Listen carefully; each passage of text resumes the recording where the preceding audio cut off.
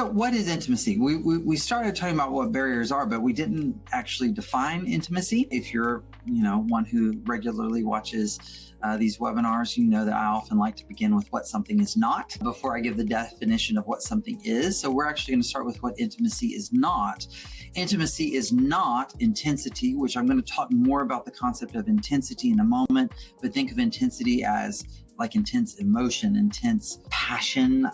I hesitate to use that word, but that's a word that comes up sometimes. Intimacy is not love at first sight, and the concept of love at first sight.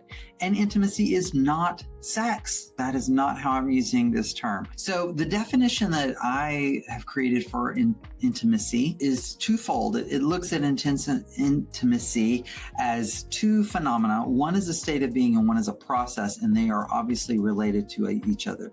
The state of being can lead to further participation in the process. The process can produce the state of being. So intimacy is both, one, a state of being shared between two or more people, a group of people. Say you've got a support group that's been meeting for a long time. There can certainly be intimacy among all of you, or within your family, you and your partner and your children, or friends and other family, So a state of being shared between two or more people, and a process of knowing and being known at deeper and deeper levels over time to whatever extent is appropriate to the relationship, which results in that shared state of being. So a process of knowing and being known. Intimacy has something to do with you knowing who I am and me knowing who you are, and it's both ways.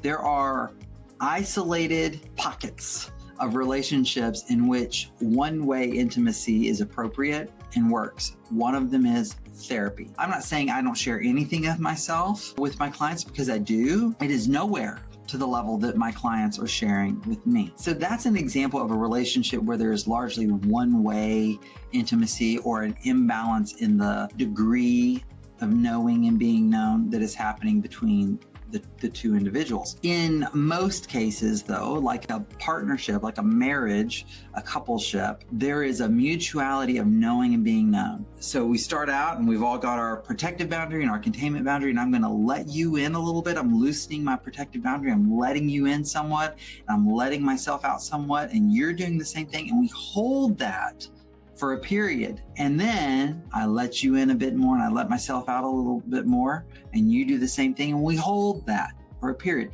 That's the deeper and deeper levels over time. So time is a real component in true intimacy. I am of the belief, this is stealing a term from Brene Brown, you cannot hotwire intimacy. You cannot make it happen out of nothing all at once. It has to be grown. It has to be nurtured and built over time.